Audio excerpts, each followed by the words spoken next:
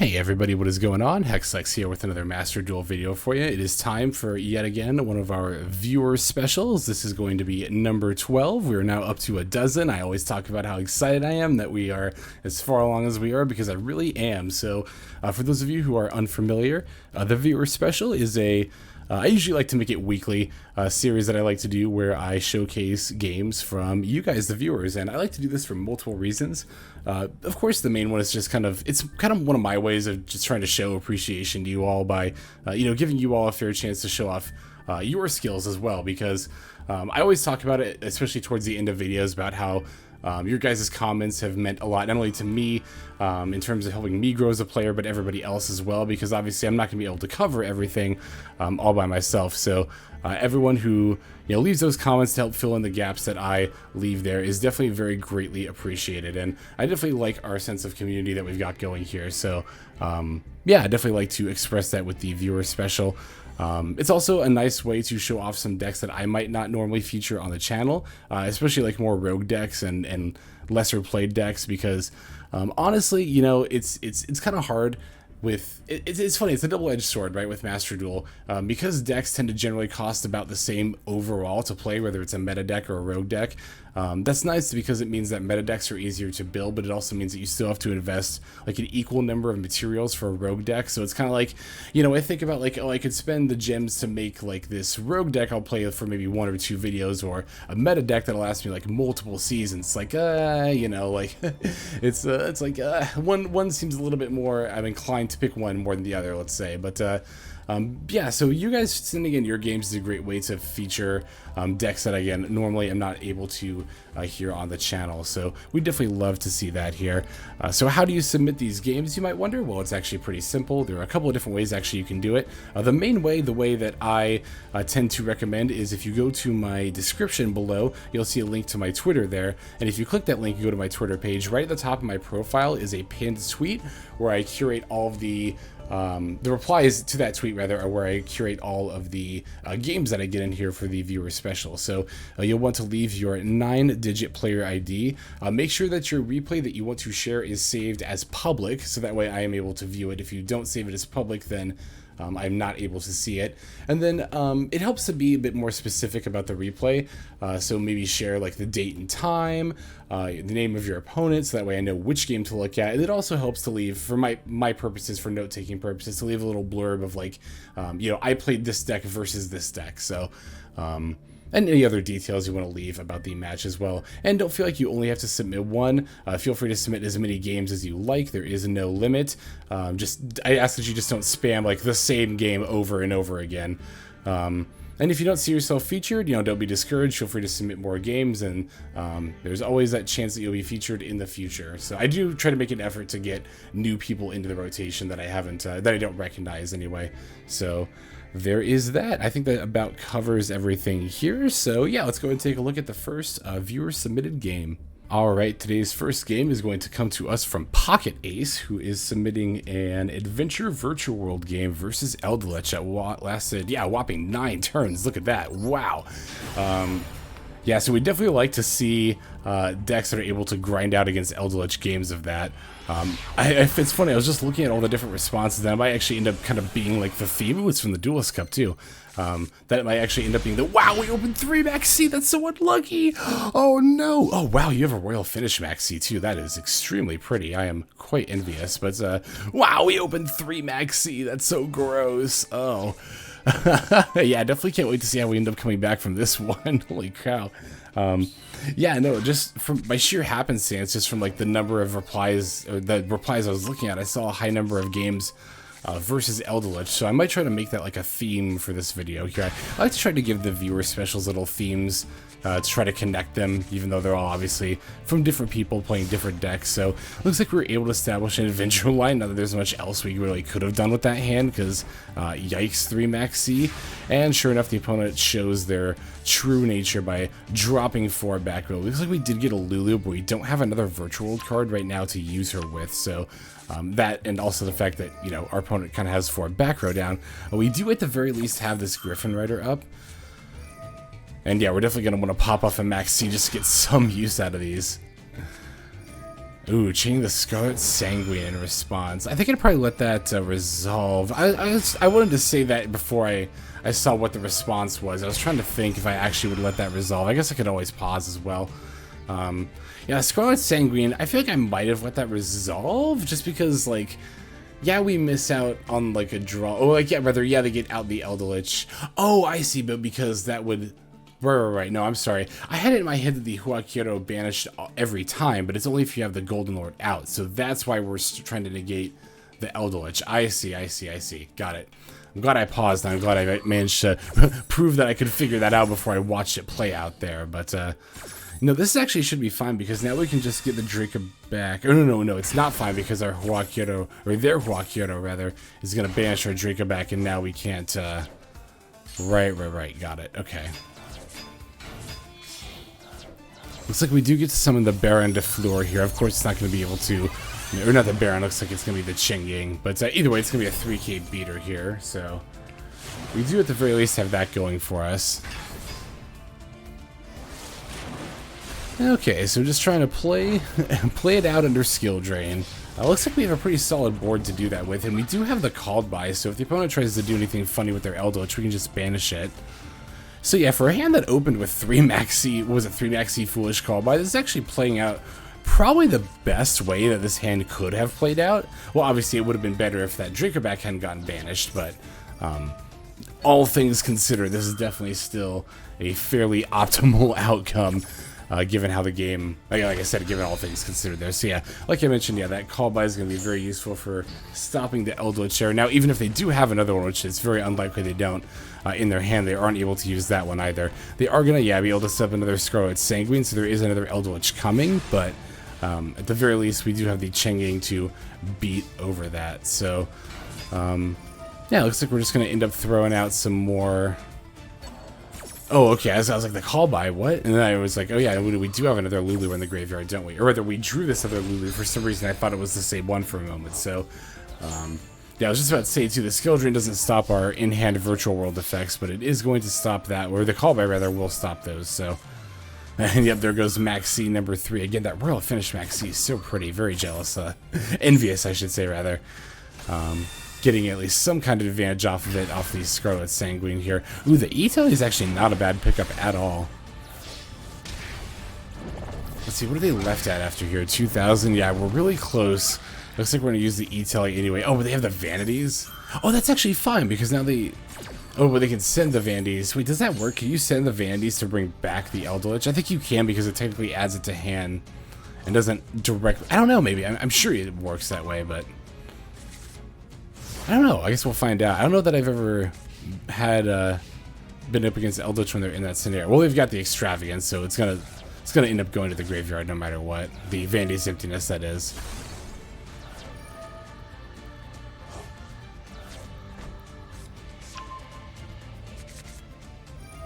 Okay, yep, here comes ELDLICH. It's gonna come out with 3,500 attack, which is annoying because that means it can get over a Ching-Ying now. Which was what was keeping us in this game up to this point, so... Let's see what we end up getting here. Oh yeah, they have to get stuff too, jeez. That's the thing about ELDLICH too, the back rows just never end. Obviously, you don't need me to tell you that. I think everybody knows that by this point. Okay, going for the Lulu once again. Sending the Shanwu, I think that's a good send. Kowloon for the Chuchi. Is Chuchi any face-up card, right? Face-up... Yeah, any face-up card on the field. So we can actually pop the skill drain with it if we need to. Which it looks like we are going to do. Well, we'd have to pop the skill drain. We can't pop the ELDLICH because of its effect, so... Alright, 3, 3, and 3. Looks like that makes... Oh wait, no, it's 3 and 7. So that's going to make the Baron de Fleur there. And definitely, yeah, I think that's definitely the right... Well, it's obviously the only other level 10 choice, but definitely a good call to make Baron here as opposed to making other stuff, because then we can obviously not only negate a back row, but also start popping them as well. And then the Shen, yeah, to try to start banishing... Oh yeah, because it'll banish all the stuff that were... Oh no, we tried to pop the ELDLICH! No, rip! Ah, yeah, the ELDLICH can't be destroyed. during the turn it's brought out like that. So yeah, I did see what you were going for there, trying to banish the ELDLICH, but no, alas, that had to be done at a later time. So let's see, you have another extravagance. Good God. It's like, it never ends with this deck, does it? And the Imperm, oh my God. And the Lord of the Heavenly Prison. Although, isn't that kind of a bit of an order? Oh, no, they can still summon it. Okay, got it. I was going to say, isn't that a bit of an order, but... Oh, they summoned another one. Oh, and then they're going to use ELDLICH's effect. Got it, okay. But wait, yeah, I'm not really sure why they would... Oh, they have the other Imperm, that's why. I was going to say, I'm not sure why they would do that when we can negate the ELDLICH effect, but... No, having the other Imperm, that would definitely do it there. I was gonna say we're gonna win this game, but I mean they're at 2,000, so I definitely see it. Although I don't know how we're gonna beat over the Lord of the Heavenly Prisons and the ELDLICH here. Well, we're gonna bring back the Shen, right? And then, I don't know. I want to try to figure it out, but at the same time, we could also just... Oh, the Utopia Beyond. I think you even mentioned in your tweet there that you used Utopia Beyond for lethal, and yeah, this is definitely the exact scenario where Utopia Beyond is at its best, right? Is when the opponent has a bunch of high attack monsters, and we're not really able to remove them in many other ways. Oh, are we gonna... Wait, do we have the Chuchi in the graveyard? Maybe? No, I'm trying to figure out what 2 level 6s we're going to use. I guess, again, well, there's no need for me to piece it together. We'll see here in a moment if I'm just patient enough.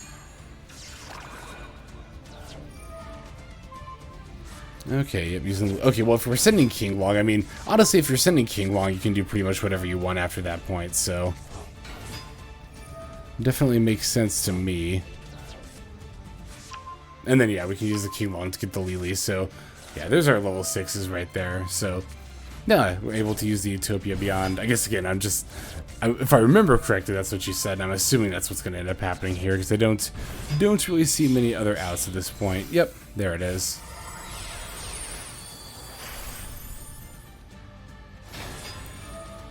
Yeah, it's a relatively niche effect. When it counts, it really counts. I mean, God, that's so powerful, and just...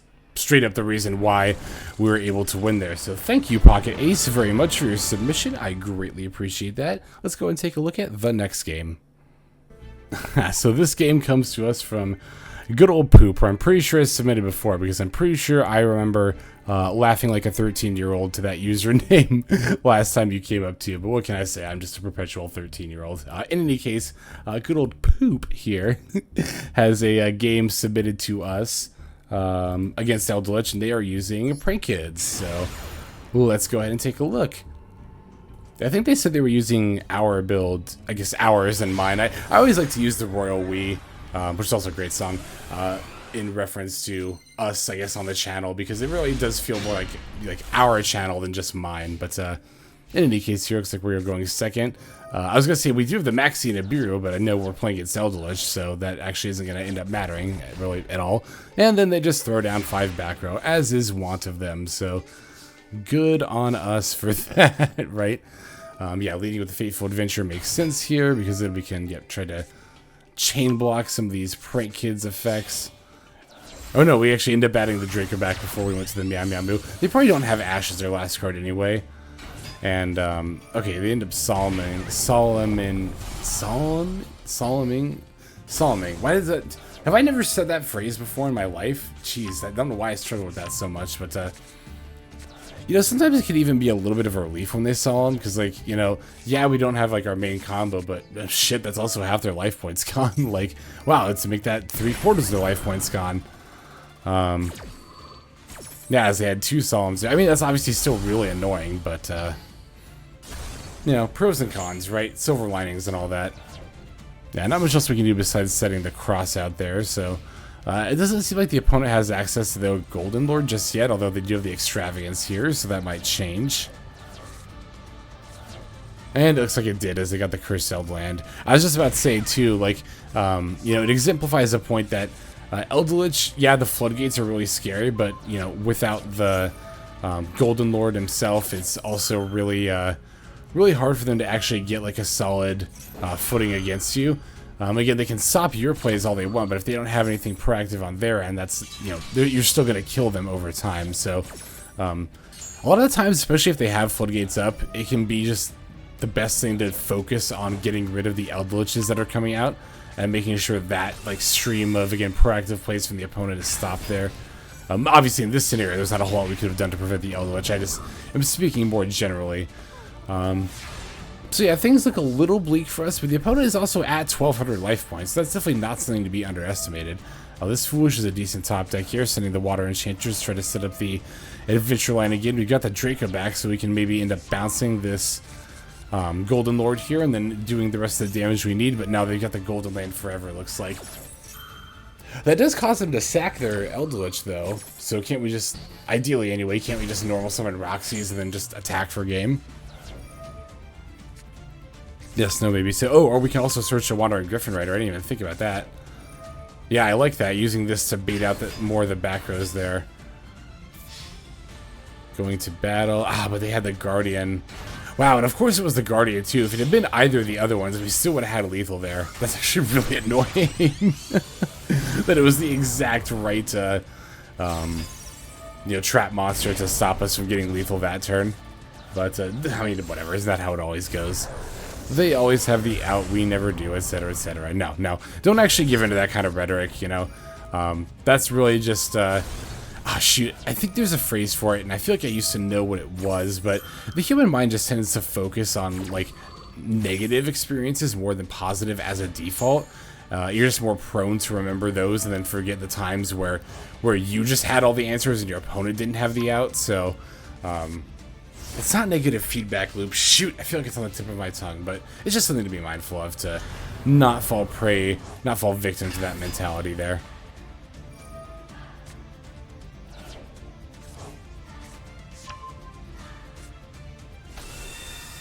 Okay, here comes their Eldlich. And it's too bad Droplet doesn't work on it either. Wait, does it not negate it? Oh, no, it doesn't negate it. I don't know what I was thinking then. Oh, I was thinking the other effect that negates it. So yeah, that actually is going to end up working. As soon as I said it did, I had a feeling somehow too that it wasn't going to. As soon as I said something, I was like, oh boy.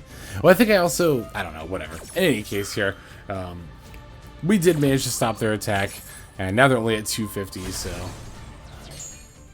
yeah, it definitely shouldn't be too hard to find the lethal here. Does that Sanguine, or Sanguine can bring back from grave, not just stack. I was gonna say if that Sanguine even had any targets left, but no, it can bring back from grave, I'm pretty sure as well, so.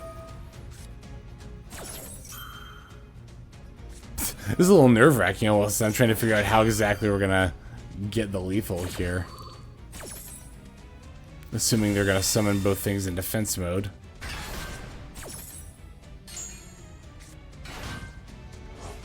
Yeah, they banish our DP.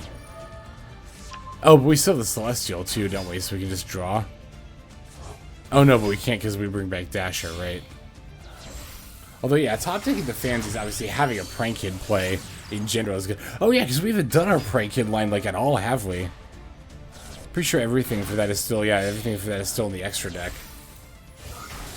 Oh, so we're just literally gonna burn them with lamp seeds? That's actually really funny. And we even chain block it for good measure. That's pretty awesome. How about that? And I think we even top decked, we top decked the fansies, but yeah, look at that. I actually totally forgot we were even playing Prank Kids for a moment in the middle of that game. I'm not even gonna lie. So nice. Gotta love the Prank Kids fansies burn for lethal. GG's, thanks Poop, as always. Let's go and take a look at the next game. Alright, so this next game, I think it's actually going to be the last game of this video, against Eldlich, comes to us from Zev over on Twitter, who I think you're actually also the one who left me a very, very detailed comment about the Adventure Pile deck, because I had mentioned wanting to play that. Thank you very much for that, by the way. And I think you also shared a bunch of different replays with the Adventure Pile deck, which is what I'm assuming all of these are. So I'm definitely going to be taking a peek at some of these other ones as well during my downtime. So thank you again very much for all that information. That is very, very helpful, and I greatly appreciate it. Today specifically, we're going to be looking at, I believe it is this game right here, where you take on what else but an Eldlich deck. Yeah, like I said, I managed to find a lot of replies that were playing against Eldlich, so I wanted to showcase those off. And like I said, I'm definitely interested in seeing more of the good old Adventure Pile deck play, as I do plan on moving into that deck in the relative near future here. Wow, another game where they actually take the first turn. That's definitely pretty rad. We like to see games against Eldritch where they take the first turn. Was it all 3? I think the first game with Virtual World. Oh yeah, that was the game we went first. We actually opened 3 Max C's, so go figure. Looks like it is the Adventure ELDLICH variant as they're opening. I haven't come across that variant myself yet, but that seems extra scary. Like, it's not bad enough, or it is bad enough that you're bullying me with the ELDLICHs, but in the back rows, but you gotta throw the adventures on too, like, really? But not that you can blame them, really. I mean, you can, but you also can't. Whatever, everyone's just playing to win.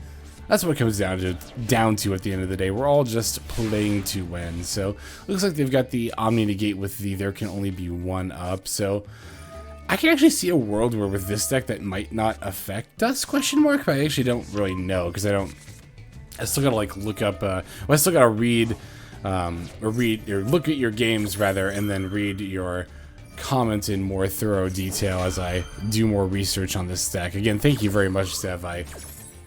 I'm assuming you're the one who also left that comment as well on a recent video.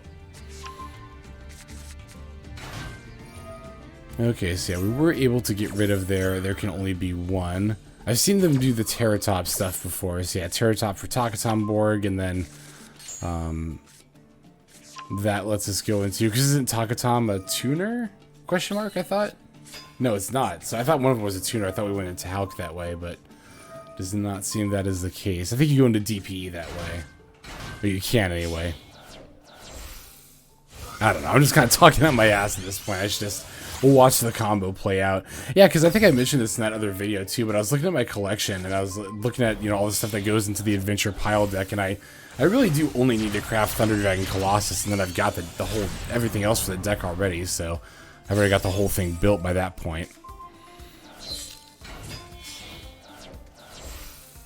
But yeah, I do love the idea of just pile decks because, I'm definitely something of a Yugi boomer myself. Oh man, we're really close to OT Kingdom, weren't we? Wow, 700 damage off, that's so close.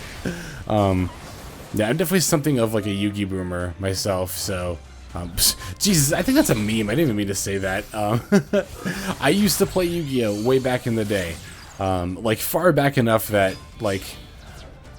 there wasn't a ban list yet, so you were literally just playing like the best 40 cards in the game, and that was actually the case for a long while, which is kind of funny to me when people complain nowadays that everyone just jams all the good engines into decks, and it's like, yeah, that was very much the case back in the day as well, but I digress. So I actually like the idea of like just decks that are piles of 40 good cards. It makes me nostalgic for old Yu-Gi-Oh! And they just tend to be fun decks in general to play because you can do all kinds of like weird and wacky combos and play all sorts of like combinations of cards. Like you can be playing like DPE adventure stuff, VFD, Hulk Dawn combos like all in the same deck, which is so disgusting, and like Thunder Dragon Colossus on top of it, which is like so disgusting but so cool too at the same time. All right, so it looks like we're both low on resources, both us and the opponent, that is. So even though they're dropping an ELDLICH here, they don't really have any more back rows to back it up. So, similarly to how, Floodgates without an ELDLICH isn't as much of a threat. Also the ELDLICH without many Floodgates to back up is not much of a threat either. Especially given that we have our DPE coming back. Now, we can't use DPE to pop the ELDLICH this turn because it came out due to its effects, but we are still able to, at the very least, get it set up. And yeah, we can get our draws off the Celestial here. Yes, the Sangan. I know this one. Use Sangan for Almirage for the Crusader Arborea, and special that to the zone Almirage points to for Hulk, and then you go into Auroradon, and then from there, I don't really... I'm not... I think there's like a bunch of different things you can do from there, but... I was going to say, this part at the very least I know. And then of course I think we Hulk for Jet Synchron, right? Yeah. Well, yeah, because let me think. If you Hulk for the tokens, and then obviously we don't have the space available, but you could also Jet Synchron if you did, and then that would let you... I know you go for the Garden Rose usually, the Garden Rose Maiden, using... Well, you would use Auroradon's effect to get the O-Line, then you go for the Garden Rose. I don't know. Again, I need to do my research instead of just like... Or I could just watch the game that's playing out in front of me. Okay, so we're actually playing Denglong. Yeah, because I know you can actually play Denglong. Not every variant does, I don't think, because I've seen people go into the Garden Rose instead, but...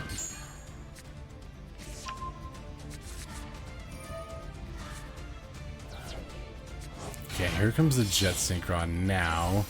Sinking for 4, we're going for the Herald? No, the Cupid pitch, of course.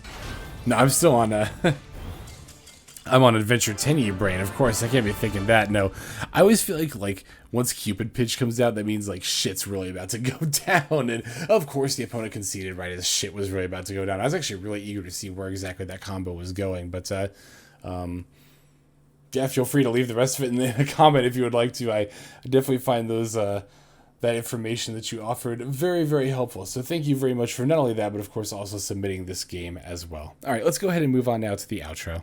All right, everybody, that is going to do it for this viewer special. Thank you, of course, to everyone who submitted replays, and also to those of you who are watching to the very end like this. I very much appreciate all of you, and of course, we have to shout out everyone who is commenting and subscribing as well. So, I don't think I ever actually followed up, because I said there were 2 ways you could submit a game, and then I only mentioned the Twitter. Jeez, I should have followed up in the intro. I'm really glad I'm now remembering that during the outro. But you can also leave your player ID with the replay info in a comments this video as well, and I will definitely make an effort to look at any YouTube comments I get, as well as those replies in the Twitter there. But no, like I said, I really do appreciate all of you submitting and watching. This series could not, this channel, period, could not happen without you, but this series in particular definitely requires that extra step of involvement from you all, and you all have done a very, very excellent job of stepping up and doing that. I very, very much appreciate it. And it's also really nice to see people who look forward to the viewer special. When I see comments asking when the next one is going to be, I think that's so awesome. That is so awesome. I'm really glad that this series is getting the recognition that I hoped that it would, that you all are getting the recognition that I hoped that you would. So but without further ado, that is going to do it for today. This is ELDLICH. I'm signing out, and I hope you guys have a fantastic day.